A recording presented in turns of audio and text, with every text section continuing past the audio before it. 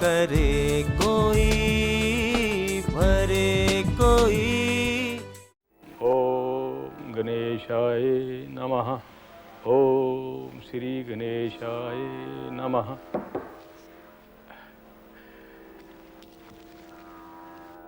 जोड़ियां मिलाने के कार्य में यही एक मुसीबत है, वक्त बेवक्त कोई भी आन टपकता है। अरे भाई, दरवाजा खुला है, चले आइए अंदर। श्रीकांत भाई, इनकी इकलौती बेटी की शादी तो मैंने करवा दी थी, अब ये यहाँ शायद किसी और का रिश्ता। श्रीकांत जी, आइए आइए, आज इधर का रास्ता कैसे भूल गए? क्योंकि आप हमारे घर का रास्ता भूल गए। आपने तो हमारी सुध-बुध लेनी छोड़ दी। जजमान, आप इत्मीनान से बैठिए तो सही। आइए आइए, फिर शांति से बातें करते हैं। मैं इधर बैठने के लिए नहीं आया हूँ, मैं सिर्फ आपको यह जताने के लिए आया हूँ कि आपने हमारी जान पहचान का खूब फायदा उठाया है। आपने माणिक लाल और उसके भतीजे विजेंद्र के गलत कारनामे और उनकी बुराइयों को छुपाकर हम सबको खूब उल्लू बनाया है। आपने उनको शरीफ और इज्जतदार बताकर हमारी बेटी को नरक में ढकेल दिया है। अरे कितने स्वार्थी और गलत इंसान हैं आप। श्रीकांत जी, बस अब मैं खामोश रहने वाला नहीं हूं, मैं अदालत में सूटूंगा आप सबसे। अदालत? वो किस लिए? ताकि उन मक्कारों और बदमाशों का पर्दाफाश हो सके। श्रीकांत जी, जरा रुकिए, मैं दूध का दूध और पानी का पानी यहीं किए देता हूँ, इसके लिए अदालत में जाने की क्या जरूरत है? अब आपसे जो भी उगलवाना होगा वो अदालत में ही उगलवाएंगे। अदालत का मुंह आज तक नहीं देखा था। माणिक लाल, तूने ये भी कर दिखाया।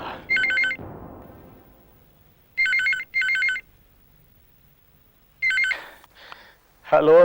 हाँ, हूँ माणिक लाल बोलो छो। अरे पंडित, क्या हो गया? सांप सूंघ गया क्या? बोलता क्यों नहीं? सांप नहीं सूंघा, फन दिखाकर चला गया। अरे ये क्या बके जा रहा है तू? सुबह सुबह भांग चढ़ा ली क्या? माणिक लाल जी, सच कह रहा हूँ, अभी अभी श्रीकांत मुझे आंखें दिखाकर गया है। आंखें? मगर क्यों? पुष्पा और विजेंद्र का लगन जो करवा दिया था मैंने, और वो ससुराल छोड़कर महके चली आई आप लोगों के कारण। ओहो, उल्टा चोर कोतवाल को डांटे। अरे मूर्ख, वो खुद अपनी मर्जी से गई है घर छोड़ के। मगर अब उन लोगों ने हम सबको अदालत में घसीट लिया है। उसकी इतनी हिम्मत की माणिक लाल और विजेंद्र को कोर्ट में घसीटे? जी, वो तो मुझे भी। हाँ हाँ, तू मेरी बात सुन, अभी चिंता मत कर, समझा? माणिक लाल आंखें दिखाने वालों की आंखें निकालना भी खूब जानता है, और उसके सामने मुंह खोलने वाले का मुंह तोड़ना भी जानता है। मेरे लिए क्या हुक्म है सरकार? देख, तेरे लिए ये हुक्म है कि तू अहमदाबाद का बड़ा से बड़ा वकील कर, और जितना पैसा मांगता है उसको पैसा दे, समझ गया ना? माणिक लाल पुष्पा के गुरूर के सर को नीचा करना बहुत अच्छी तरीके से जानता है, समझा ना? ये हुई ना मर्दों वाली बात।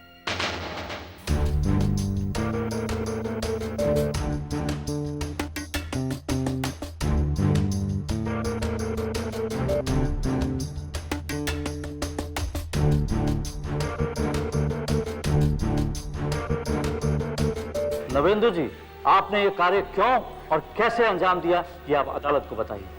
नैरोबी से माणिक लाल जी हिंदुस्तान आए थे, एक होटल में ठहरे हुए थे, उन्होंने मुझे वहां बुलाया। जनाब। जी। नवेंद्र जी, आपने सुना नहीं मैंने क्या कहा? अब ब्रजेंद्र का घर जो है वो बस जाना चाहिए। अने आ काम तमिश करशो। हाँ पन नवेंदु भाई, आप संकोच बहुत करते हैं, जबकि आपके हर काम की कीमत तो मैं दे ही देता हूँ। मैंने कब इनकार किया है? मैं तो आपके एहसानों के आगे कभी भी सर नहीं उठा सकता, पर विजेंद्र का चाल चलन आड़े आ रहा है। नवेंदु भाई, वो क्या है ना कि पैसा जो है वो हर ऐप को छुपा देता है। अब अगर यही बात मुझे आपको बतानी पड़े तो... आप तो जानते हैं कि मैंने आपको कभी भी किसी काम के लिए ना नहीं की, हमेशा जी जान से कोशिश की है। तो फिर देर किस बात की है? फौरन शुरू हो जाइए। माणिक लाल जी, खूब याद आया, एक परिवार है अहमदाबाद में जिनकी लड़की ब्याहने लायक है। लड़की देखने में कैसी है? बहुत खूबसूरत है। अगर आप इजाजत दे तो यहीं से बात कर लो। हाँ करिए।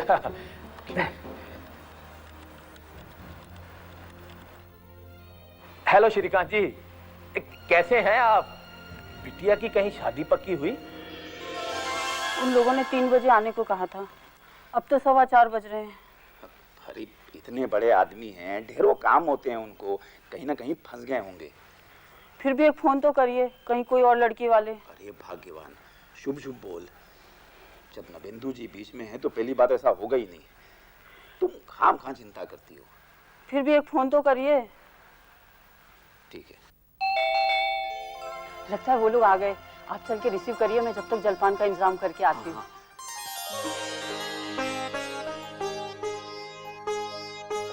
नमस्ते नमस्ते श्रीकांत जी। मानिक लाल जी। नमस्ते। आइए ना, आइए। श्रीकांत जी मेरे बहुत ही पुराने दोस्त हैं और बहुत ही भले इंसान हैं।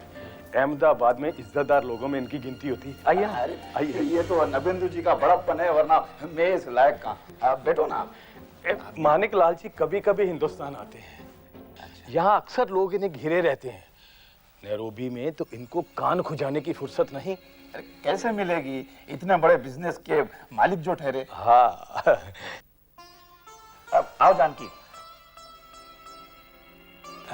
जानकी बहन, लड़की की माँ। वो तो इनको देखकर ही लग रहा है। लीजिए ना। No thanks. श्रीकांत जी बिटिया कहाँ है? जल्दी बुलाइए।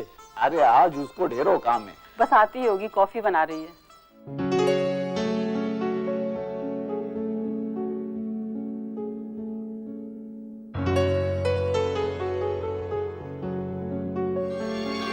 वाह नवेंदु पंडित, वफादारी होए तो तारा जेवे।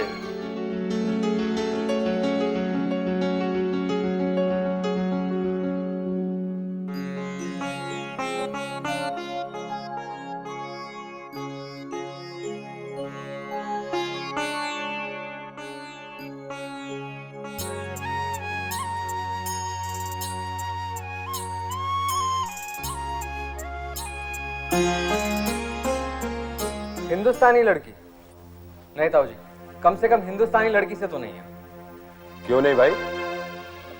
ताऊ जी आप तो सब जानते हैं ना।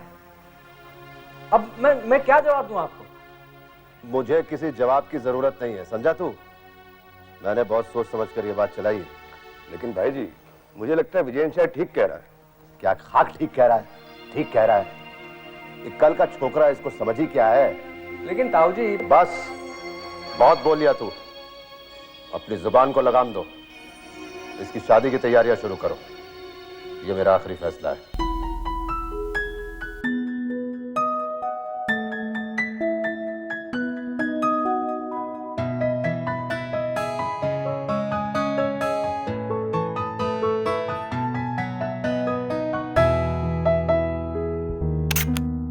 शादी के बाद मैं विजेंद्र के साथ नैरोबी चली गई और फिर कुछ ही दिनों बाद दरवाजा खुला है, कोई आ गया तो? आने दो जिससे आना है, मैं किसी से नहीं डरता। मुझे डर है और बड़े बूढ़ों का लिहाज। अरे पर यहाँ पर बड़ा बूढ़ा है कौन? आपके ताऊ जी। ताऊ जी? ताऊ जी से ज्यादा जवान इस पूरे नैरोबी में कोई नहीं है। मगर आप तो उनसे भी 2-4 कदम आगे हैं। आखिर भतीजा किसका हूँ? अच्छा किससे याद आया, एक किस दे दूं ना?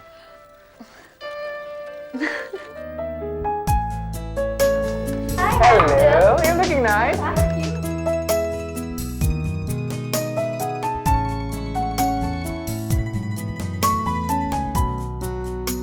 Hi, young ladies, how are you?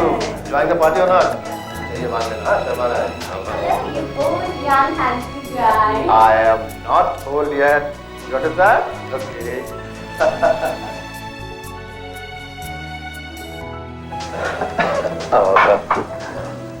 Pushpa, मैं ये कह रहा था कि तुम भी पार्टी का मजा लो ना। हाँ? अरे आज शर्माने की क्या जरूरत है? मैं तुम्हें कुछ बनाने चलता हूँ। पुष्पा पुष्पा, मैं रेशमा, तुम्हारी पड़ोसन। मिलती रहे ना?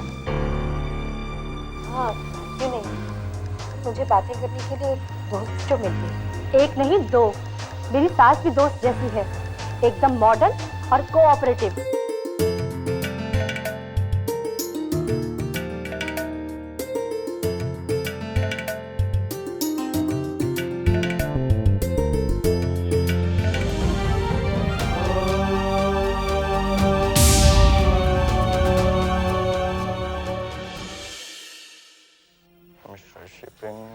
कह देती हूँ, मुझे ये सब अच्छा नहीं लगा।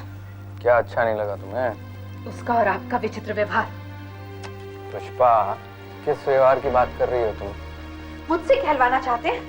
नादान मत बनिए। Pushpa, for God sake please साफ साफ कहो, क्या कहना चाह रही हो तुम? मुझे डिंकी और आपका बेशर्मो जैसा व्यवहार कतई पसंद नहीं आया। देखो पुष्पा, देखो ये नायरोबी है, तुम्हारा अहमदाबाद नहीं, समझ गए?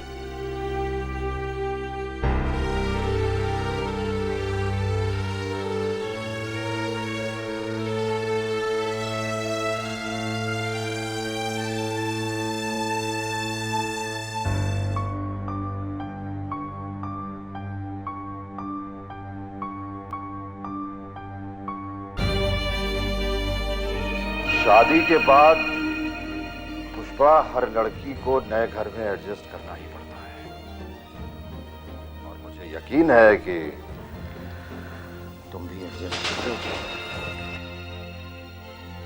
मुझे तो इस घर का माहौल ही बेगाना लगता है। इस घर को अपना समझोगी, अपना बनाओगी तो तुम्हें अपना लगेगा। पुष्पा, अगर इस घर में तुम्हें रहना है, जिंदगी गुजारनी है, तो इस घर के तौर तरीकों को तुम्हें बहुत जल्द सीखना पड़ेगा। मेरे संस्कार ये सब कुछ कभी गवारा नहीं करेंगे। अच्छा, बिहेव योरसेल्फ। बड़ों के साथ जुबान नहीं लड़ाया करते। Do you understand? You will have to understand.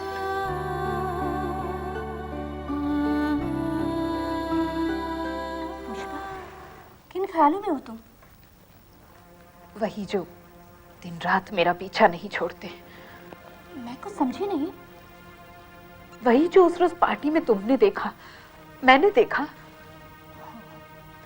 Maniklal का तुझे डांस के लिए दावत थी ना? नहीं, विजेंद्र का डिंकी के साथ वो अननेचुरल बिहेवियर। क्या कोई पत्नी अपने पति की इस तरह की हरकत बर्दाश्त कर सकती है? पुष्पा, तेरे मन की स्थिति को मैं समझती हूँ। आखिर तू इस घर में नहीं है ना। धीरे धीरे धीरे धीरे क्या? धीरे धीरे क्या इस घर का वातावरण बदल जाएगा? नहीं रेशमा, मुझे ऐसा नहीं लगता।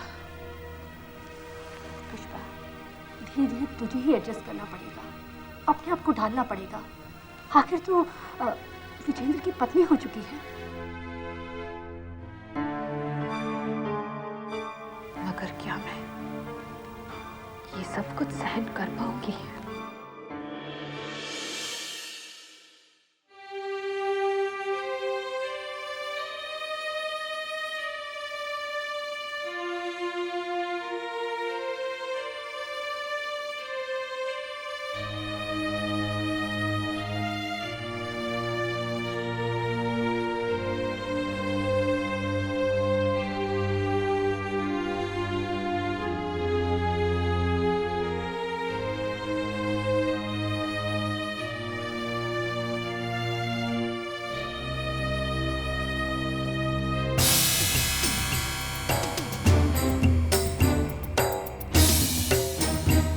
देखो इस वक्त ये सब शोभा नहीं देता है।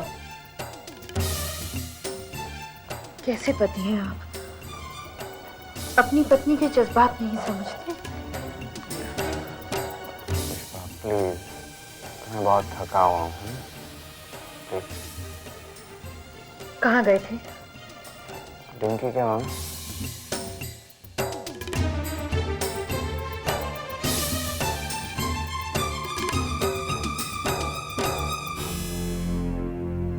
तो ये बात है, फिर तो ऑब्वियस है।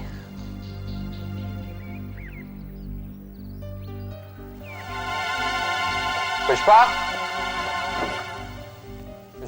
एक कप चाय पिलाओ प्लीज।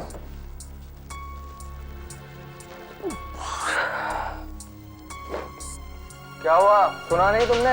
चाय पिलाओ प्लीज, एक कप।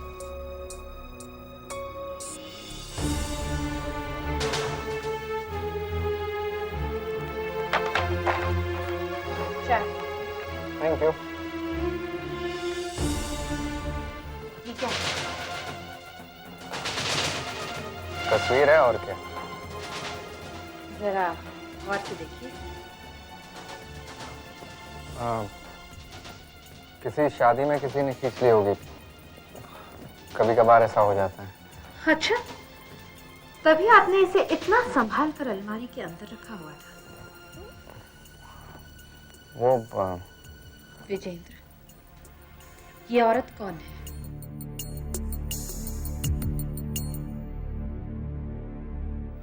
मैं आपसे पूछ रही हूँ, बताइए। विजेंद्र, ये जरूर आपकी जिंदगी की कोई रहस्यमय घटना है और मैं इसे जानकर रहूंगी।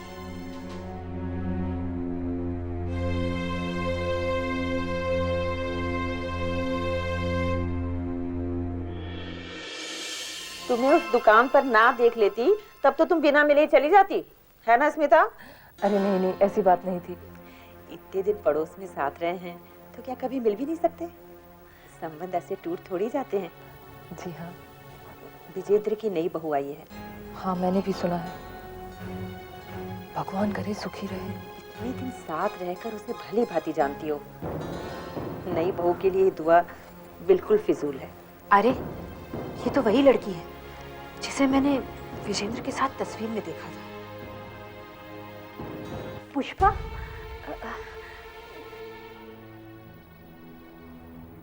मॉम, ये है विजेंद्र की वाइफ। पुष्पा, ये स्मिता है, विजेंद्र की।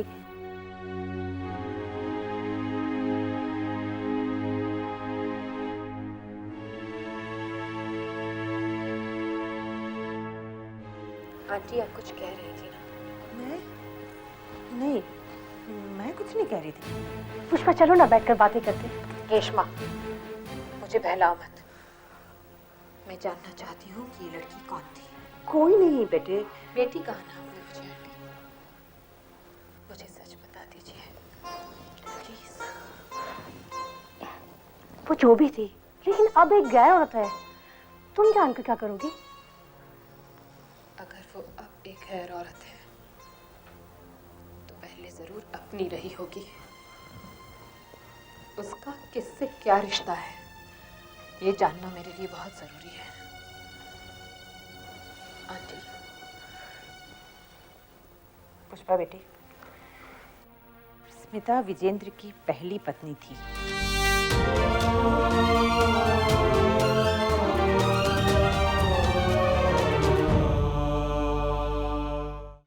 स्मिता के किस्से को लेकर तुम इतना बड़ा हंगामा क्यों खड़ा कर रही हो? आपने मुझसे झूठ बोला। क्यों? किस लिए? क्या झूठ बोला और कब झूठ बोला मैंने तुमसे? जब मैंने आपको स्मिता की तस्वीर दिखाई तब। देखो, तस्वीर खिंचवाने के बाद याद रखना कि वो तस्वीर कब खिंचवाई गई है, मैं उसे अहमियत नहीं देता, ठीक है? इतनी इंपॉर्टेंट तस्वीर वाली बात भी आपको याद नहीं रही विजेंद्र? क्या इंपॉर्टेंस है उस तस्वीर की? उस तस्वीर से झांकती लड़की स्मिता आपकी पहली बीवी है नहीं, थी। आपकी जो पहली बीवी थी वो अभी भी इसी शहर में रहती है। मेरा उससे क्या लेना देना है? वो यहाँ रहे या कहीं पर भी रहे। मुझको मिली थी वो। अच्छा, तो मैं क्या करूं? कुछ मत कीजिए, अब जो करना है मैं करूंगी। ठीक है, तो ये शौक भी पूरा करके देख लो। मुझे उससे कोई फर्क नहीं पड़ता।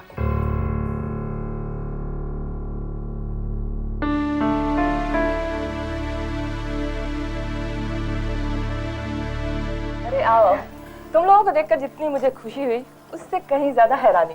हैरानी तो होनी ही थी, अचानक जो आदम के। अच्छा ये बताओ, क्या लोगी, चाय कॉफी या ठंडा? फिलहाल तो कुछ नहीं।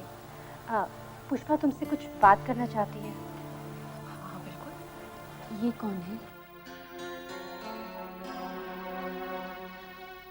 ये है असलम, मेरे पति। असलम, आपके पति? जी हाँ, बहुत अच्छे इंसान है ये। बहुत खुश हूँ मैं इनके साथ। और विजेंद्र, उसके साथ खुश नहीं थी आप? विजेंद्र, वो माणिकलाल का भतीजा? हाँ हाँ, वही माणिकलाल का भतीजा। इसके सिवा वो कुछ है भी नहीं। माणिकलाल और उसका भतीजा, एक शेर तो दूसरा सवा शेर। मुझे आज भी याद है वो दिन जब माणिकलाल के भतीजे से मेरी पहली मुलाकात हुई थी।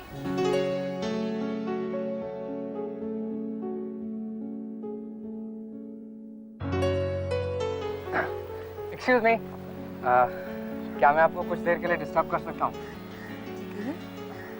ये किताब आपने लाइब्रेरी से इशू करवाई है? नहीं, ये मेरी अपनी है। ओह गॉड, मतलब कि फिर कोई ले गया लाइब्रेरी से। आप एक फेवर करेंगी मेरे लिए प्लीज़? कुछ दिनों के लिए ये किताब आप मुझे देंगी? ठीक है, ले लीजिए। Thanks, thanks a million. पता है, आपने मेरी प्रॉब्लम ही सॉल्व कर दी है। एक तो एग्जाम सर पर हैं, ये किताब मिल नहीं रही थी। मैं आपको कल ही लौटा दूंगा, इसी जगह इसी वक्त।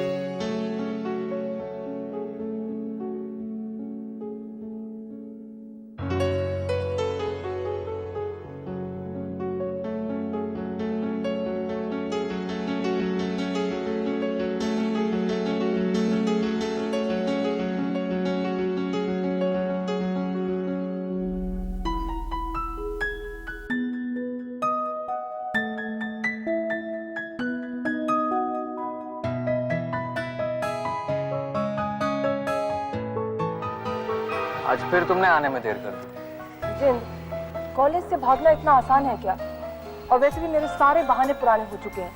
अच्छा, मैं भी तो कॉलेज से भाग कर आ रहा हूँ। एक बात बताओ, हम कब तक इस तरीके से भाग भाग कर मिलते रहेंगे? पता है स्मिता, तुम्हारे बगैर एक दिन भी काटना बहुत मुश्किल पड़ता है। मुझे पता है, मेरा भी यही हाल है। विजेंद्र, मुझे एक बात से बहुत डर लग रहा है। अरे मेरे होते हुए तुम्हें किस बात का डर है?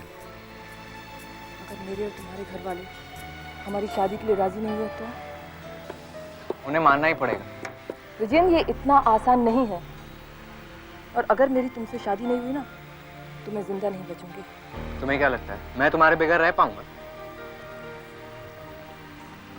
मैं जानती हूँ, हम दोनों ही एक दूसरे के बिना नहीं रह सकते। अगर अलग कर दिए गए तो? स्मिता, हमें कोई अलग नहीं कर सकता। लेकिन हम शादी करेंगे और जरूर करेंगे, ठीक है? और हमारे घर वालों को भी मानना पड़ेगा। ये तुमने क्या किया विजेंद्र? पापा, शादी तो की है, कोई गुनाह थोड़ी किया है।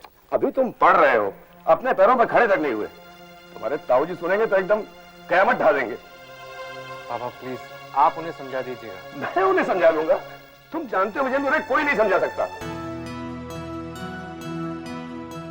तुम यहाँ क्या कर रही हो? जाओ पापा के लिए कॉफी ले आओ, जाओ।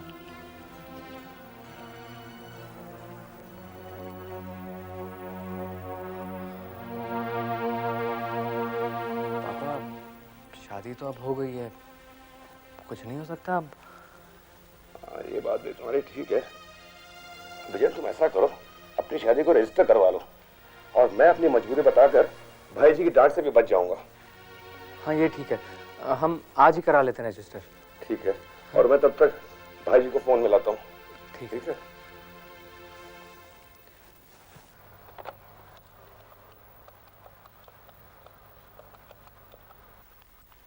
हेलो, आप भाई जी? हाँ भाई बोल, शुआ छे। भाई जी, दरअसल बात यह है कि... अरे बोल ना, अभी तो इतना घबरावा क्यों है? अब क्या बताऊं भाई जी? कहेगा नहीं तो मैं जानूंगा कैसे? बोल बोल, जल्दी बोल। भाई जी, विजेंद्र ने शादी कर ली है। क्या? खरेखर। इतनी हिम्मत? एनीवे, यू जस्ट वेट, मैं जल्द से जल्द अहमदाबाद पहुंचता हूं, ठीक है? ठीक है भाई।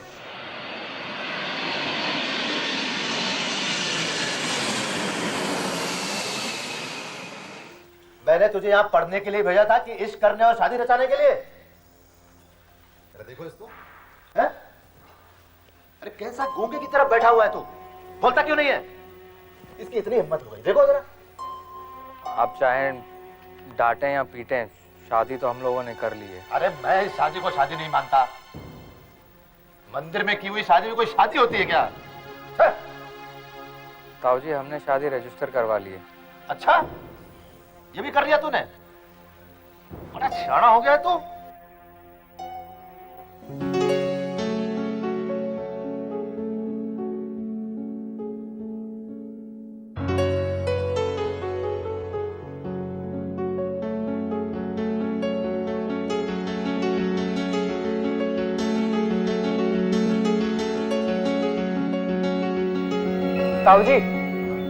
ताऊ जी ये स्मिता है। अच्छा, ये स्मिता है। जी। वाह वाह, तेरी चॉइस तो बहुत अच्छी है भाई। कैसी हो तुम? तू नैरोबी चलने की तैयारी कर। नैरोबी? अभी तुझे यहाँ नहीं रखना मुझे। अब मेरा मतलब तुम दोनों को मैं अपने साथ ले जाऊंगा। हाँ? चलोगे ना मेरे साथ? ताऊ जी, थैंक यू सो मच।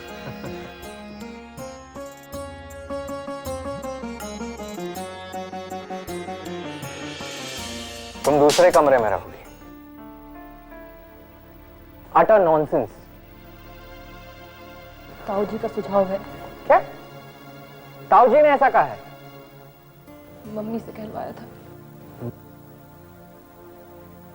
नहीं। पर क्यों? अब मुझे क्या पता, तुम्हारे घर वाले हैं, तुम जानो। और मैं समझ गया हूँ, ये लोग हमें साथ में रहना नहीं देंगे। ये चाहते ही नहीं है कि हम शादी का रिश्ता कायम करें।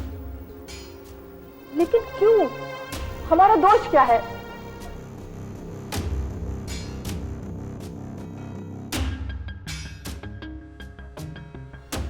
क्या बातें हो रही हैं? क्यों चले?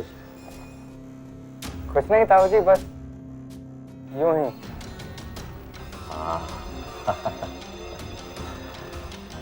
अच्छा, मैंने तुझे जो काम बोला था वो किया तूने? कौन सा काम? भूल गया? काम भूल गया तू? मैंने तुझसे कहा था ना कि वो शिपिंग कंपनी से पेमेंट लानी है। ताऊ जी, मैं कल चला जाऊंगा। विजेंद्र, मुझे काम में लापरवाही बिल्कुल पसंद नहीं है। ये पैसे तुम्हें आज और अभी ही लाने हैं। ठीक है, फिर माइकल को भेज देते हैं। अच्छा, अब तू मुझे बताएगा कि मुझे कौन सा काम किससे करवाना है। चल निकल निकल।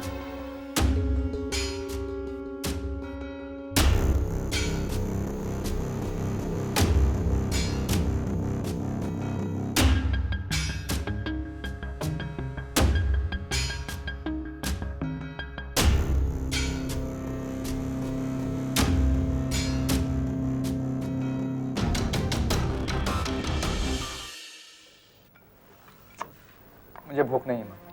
ऐसा क्या खा लेता है आजकल जो तुझे भूख नहीं लगती? कुछ नहीं खाता। तो फिर भूख क्यों नहीं लगती? आप लोगों ने मेरा पेट इतना भर दिया है कि मैं समझती हूँ, मैं सब समझती हूँ। इतनी अनजान भी नहीं हूँ मैं। सब कुछ जानती है तो फिर पूछ क्यों रही हैं? पर बेटा कब तक भूखा रहेगा? जब तक मेरी आत्मा भूखी रहेगी तब तक।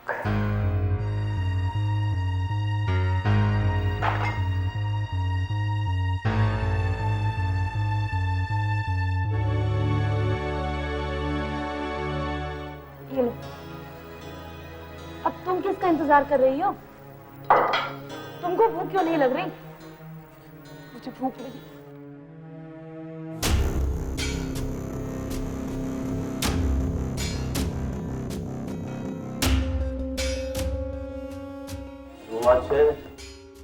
क्या बताऊं? मुझे तो कुछ समझ ही नहीं आ रहा है।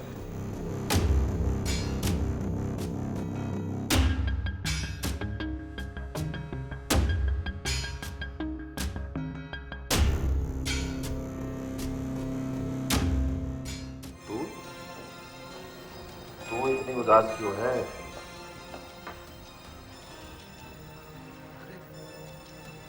मेरे यहाँ रहते तुझे क्या परेशानी है? सुन तो मेरी बात। छोड़िए ताऊजी।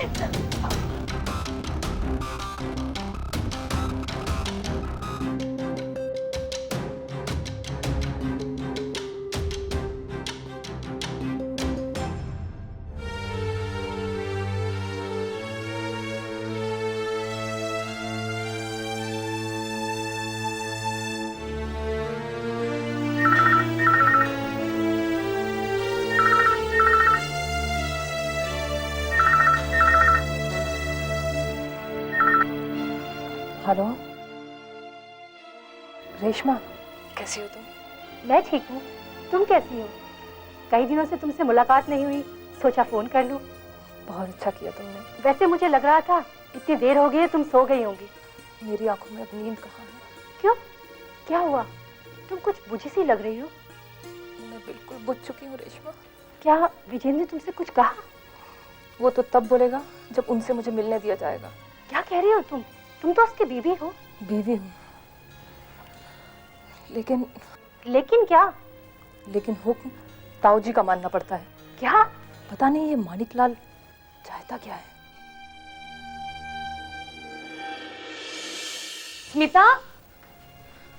स्मिता, हम लोग बाहर जा रहे हैं, आने में देर हो जाएगी, तुम सो जाना। विजेंद्र भी साथ में जा रहे हैं क्या? वो आया ही कहाँ है जो जाएगा। अच्छा, हम लोग जाते हैं। हाँ,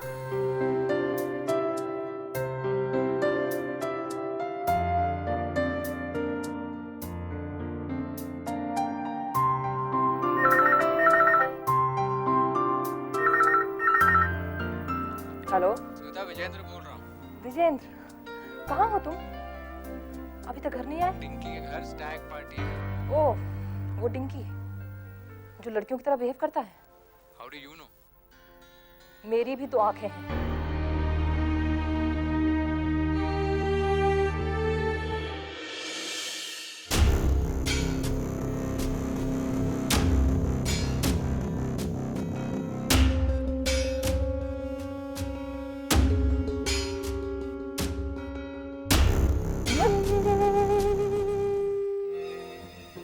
मुझे पता था मेरा प्यार तुम्हें मेरे पास जरूर खींच लाएगा।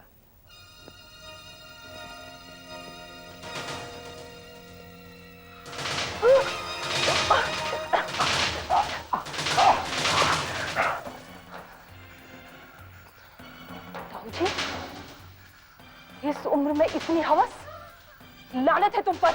नहीं, सब तुम्हारा किया धरा है। मुझ पे लानत मत दे रहे हो तुम, समझ गई? आप होश में तो है? मैं होश में होश में था मैं, लेकिन तुमने मेरे होश उड़ा दिए। अगर आप ब्रिजेंद्र के ताऊजी नहीं होते तो न जाने मैं क्या तूफान खड़ा करती। तूफान तो मैं खड़ा करूंगा एक दिन। तुम्हारी जिंदगी में तूफान मैं खड़ा करूंगा। तुम्हें जो करना है करो, निकल जाओ यहाँ से।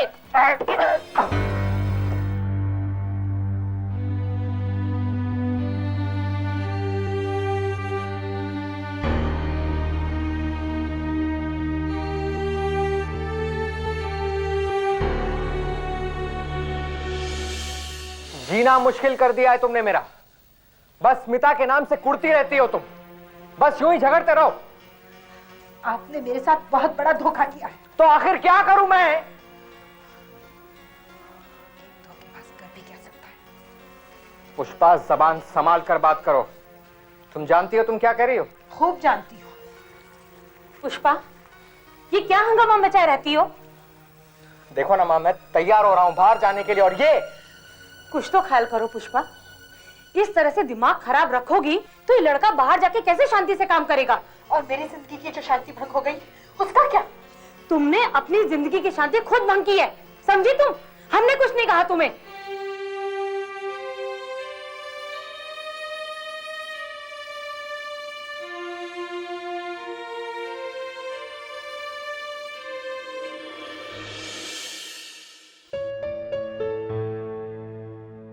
रेशमा, कभी कभी मुझे लगता है अगर यहाँ आकर मुझे तुम न मिल जाती तो पता नहीं मेरा क्या होता। मिलती कैसे नहीं, मुझे तुम्हारी जैसी दोस्त जो चाहिए थी। क्या दोस्ती निभाई है मैंने, सिवाय तुम्हें परेशान करने के। पुष्पा, मैं तो चाहती हूँ तुम हर तरह से खुश रहो। मैं कोशिश करती हूँ रेशमा, मगर कोशिश करो, कामयाब रहोगी। जिंदगी में कभी कभी कड़वाहट मिटाने के लिए जबरदस्ती हंसना भी पड़ता है। कोशिश करो कि विजेंद्र से तुम्हारे रिलेशन अच्छे हो जाए। आफ्टर ऑल रहना तो उसी के साथ है।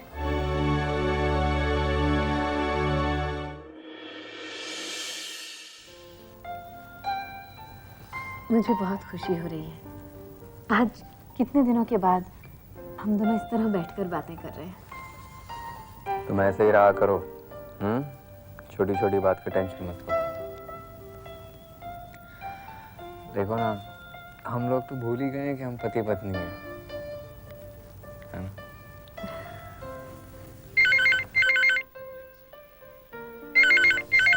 Excuse me. हेलो। हाँ टिंकी, बोल।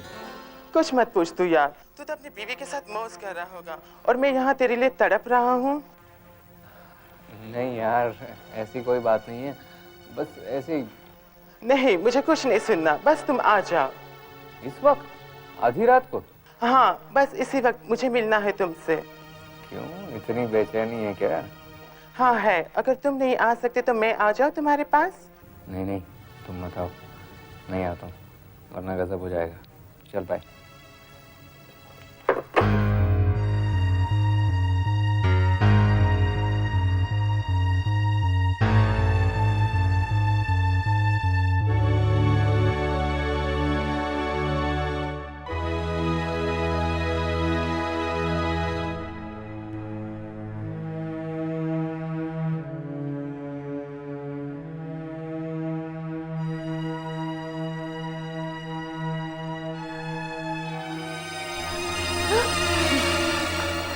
ताऊ जी, क्या बात है?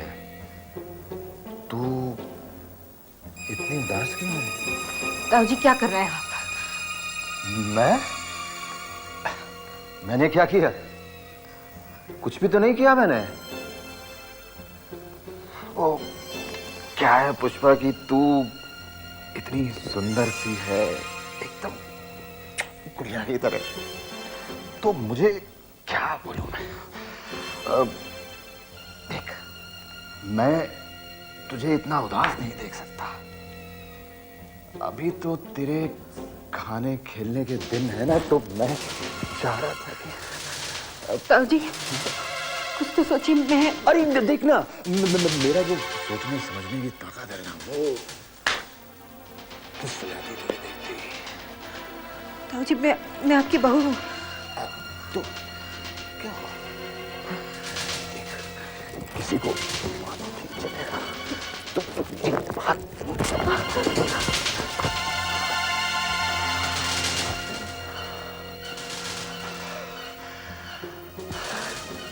कब तक भागेगी तू? कहाँ जाएगी तू मुझसे बच के पुष्पा? पुष्पा, तुम यहाँ अचानक? आओ।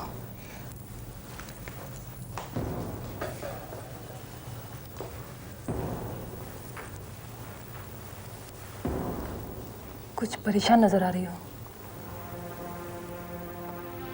मैं परेशान हूँ स्मिता। परेशान मत हो, मैं हूं ना तुम्हारे साथ। क्या बताऊं स्मिता, ये माणिकलाल और उसका भतीजा, एक तो करेला ऊपर से नीम चढ़ा। न जाने किन किन लोगों की जिंदगी बर्बाद करेंगे अभी। क्या कोई और लड़की भी शिकार बनी थी इनकी? हाँ, मेरे बाद एक और लड़की फंस गई थी इन नामुरादों के चक्कर में। कौन? कैसे? तुम्हें याद है तुम्हारा रिश्ता किसने तय कराया था? हाँ, नवेंदु काका ने, मेरे पापा के जानकार हैं। माणिकलाल उसी को राजदार बनाकर विजेंद्र को कुंवारा दिखाकर बार बार उसकी शादियां कराता था। You mean तुमसे तलाक लेने के बाद विजेंद्र ने दूसरी कानूनी शादी कर ली? हाँ, वो लोग एक अहमदाबाद की लड़की को ब्याह लाए थे। भेद खुला नहीं इन लोगों का? खुलता कैसे? माणिक लाल का राजदार निवेंदु पंडित किसी के सामने सच उगलता तब ना। क्या नाम था उसका? कहाँ रहती है वो? ये सब तो मुझे नहीं मालूम। फिर आगे क्या हुआ? आगे मैं बताती हूँ। अचानक एक दिन मैं माणिक लाल के घर गई। हाँ, नवेंदु पंडित, माणिक लाल बोल रहा हूँ। बड़ी मुद्दत के बाद इस गरीब को कैसे याद किया? अरे भाई, तुमसे एक जरूरी काम निकल आया है। हुक्म कीजिए सरकार। अपना वो जो भतीजा है ना ब्रजेंद्र, अरे भाई उसके लिए अहमदाबाद में कोई अच्छी सी सुंदर सी लड़की ढूंढो। शीघ्र ही शादी रचानी है उसकी। लेकिन मैंने तो सुना था कि उसने किसी स्मिता नाम की लड़की से इश्क लड़ाया और शादी रचा ली। अरे भाई नादान था, मूर्ख था, न खानदान देखा न कोई जांच पड़ताल की। बस एक दिन अदालत पहुंच गया भागा भागा, लड़की से शादी कर डाली। नवेंदु पंडित, मैंने उस शादी को कभी शादी नहीं माना। मगर अब हो चुकी तो हो चुकी, मगर तलाक बिना। अरे उसकी नौबत ही नहीं आई भाई। उस लड़की ने अपनी जात दिखा दी, एक दिन भाग गई घर से और जाकर किसी मुसलमान लड़की से शादी कर डाली। आपकी बहू, माणिक लाल जी की बहू भाग गई? ये अनहोनी कैसे हो गई? नवेंदु पंडित, तुम बोलते बहुत हो। अब ये टर टर बंद करो और जो मैंने कहा है उसे फौरन करो, समझे? एक शादीशुदा गैर तलाकशुदा लड़के का मैरिशल स्टेटस क्या बोलूं? कुंवारा, अमीर कुंवारा लड़का। फिर देखना रिश्तों की लाइन लग जाएगी नवेंदु पंडित। जैसे बड़े बड़े ऐप छुपा देता हूं, समझ गया ना? सब समझ रहा हूं। मैं तुम्हारा इशारा अच्छी तरीके से समझता हूं। तुम फिक्र मत करो। जय श्री कृष्ण। सब जान गई हूँ मैं। आप लोगों के बारे में सब कुछ जान चुकी हूँ और अब मुझे। अच्छा हुआ जान लिया तुमने। पुष्पा, आखिर तुम मेरी बीवी हो। यही तो दुर्भाग्य है मेरा। पुष्पा, सोच समझ कर बात करो। सब सोच कर ही बात कर रही हूँ और अब बाहर निकलना है मुझे इस नर्क से। हाँ हाँ, तो चली जाओ स्वर्ग में। कौन रोक रहा है तुम्हें? मुझे रोक भी कौन सकता है? अरे तेरे में शर्म लिहाज है कि नहीं है? शर्म लिहाज? वो भी आप जैसे लोगों से जिन्होंने खुद बेशर्मी का नकाब ओढ़ रखा है। पुष्पा, तो मुझ पर माणिक लाल पे इल्जाम लगा रही है। मैं कह देता हूँ होश में आ जा। इसे रोक लेने तो मैं बता देता हूँ कि। सच पूछिए तो अब होश में आई हूँ मैं। पुष्पा, हमें शराफत का चोला उतारने पर मजबूर मत करो। शराफत का चोला?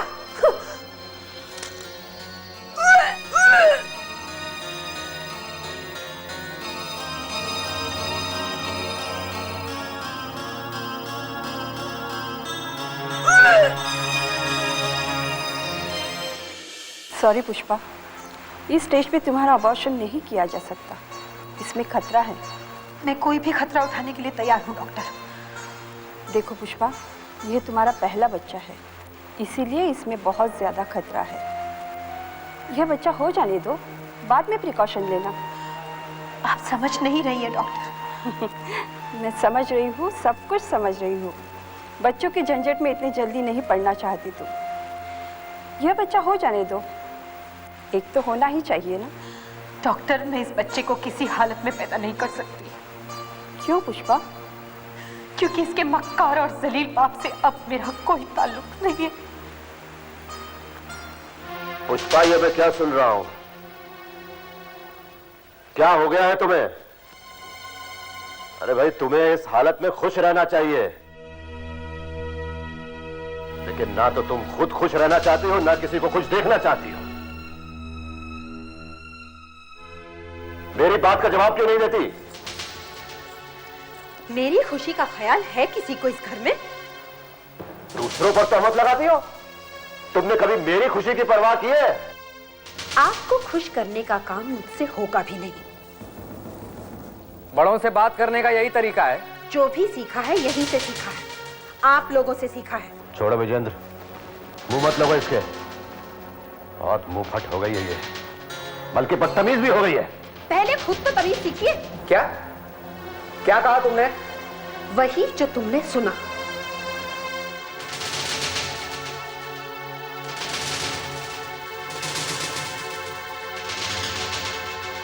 क्या लगाई बुझाई कर रही हो अपनी माँ से?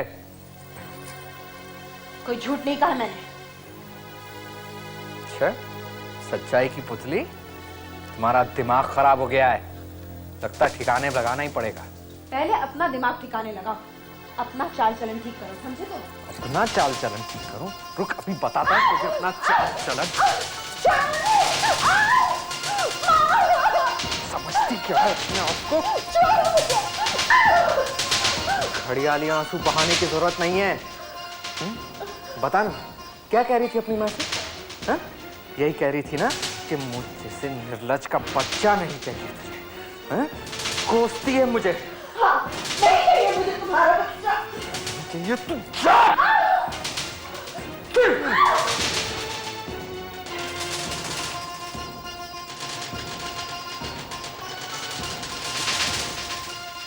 चल जल्दी चल, अभी देख जो मैंने समझाया ना वही बोलना। जैसे तो मत बोल देना कुछ। तू भी ना भतीजे कमाल करता है। अरे इतना गुस्सा अच्छा नहीं होता है। क्या करता मैं ताऊ जी, इसकी भी हरकतें बर्दाश्त से बाहर हो रही थी।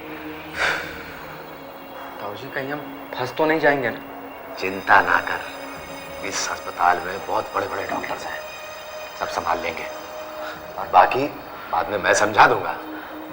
ताऊ जी मुझे बहुत घबराहट हो रही है। चिंता ना कर, हूं छू ना। चल।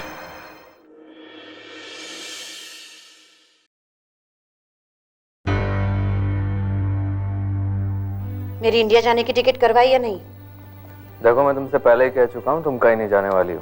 बेकार की जिद छोड़ दो अपनी। मैंने हर बार यही कहा है कि मैं यहाँ किसी हाल में नहीं रुकने वाली, चाहे जो कुछ भी हो जाए। अरे जिद्दी औरत, कभी तो अपनी हट धर्मी से बाज आया करो तुम। आप कभी बाज आए हैं अपनी बेजा हरकतों से?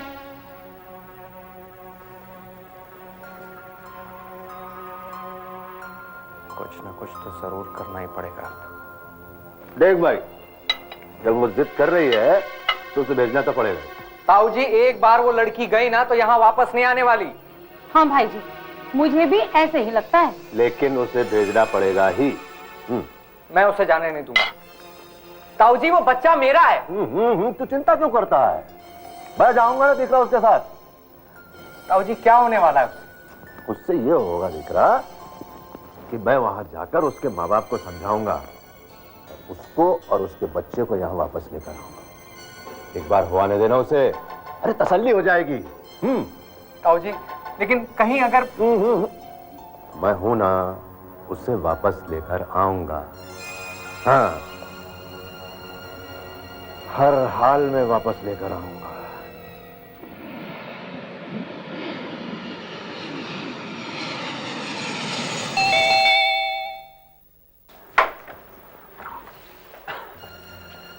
जय श्री कृष्ण। जय श्री कृष्ण। आइए मणिकलाल जी, आइए। आ गई मेरी बच्ची? बस कुछ ही दिनों के लिए आई है। हम लोगों को बहुत जल्द ही नैरोबी वापस जाना है। अच्छा तो मैं चलता हूँ। जय श्री कृष्ण।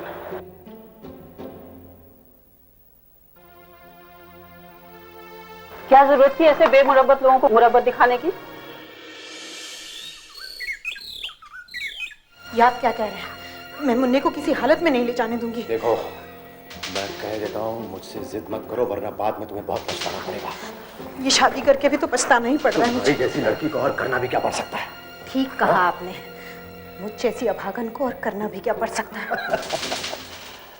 सुहागन होते हुए भी अपने आप को अभागन कह रही हो, शर्म नहीं आती है तुम्हें? नहीं, बल्कि ऐसे सुहाग से खुद को छोड़कर सुहागन कहलाने में शर्म आएगी मुझे। तुम्हारी जैसी लड़कियां अभागन ही पैदा होती हैं और अभागन ही मर जाती हैं। देखो मैं फिर से कहता हूँ, मेरी बात मान लो और मेरे साथ चली चलो, वरना तुम वरना क्या कर लोगे? वरना मैं वो करूंगा कि तुम सोच भी नहीं सकती हो। मैं सारे घर वालों के सामने तुम्हें घसीटता हुआ ले जाऊंगा और जाकर नैरोबी में तुम सांस ले पाओगी। हाथ लगा कर देखो मुझे, मेरे बाप के घर में हूं मैं।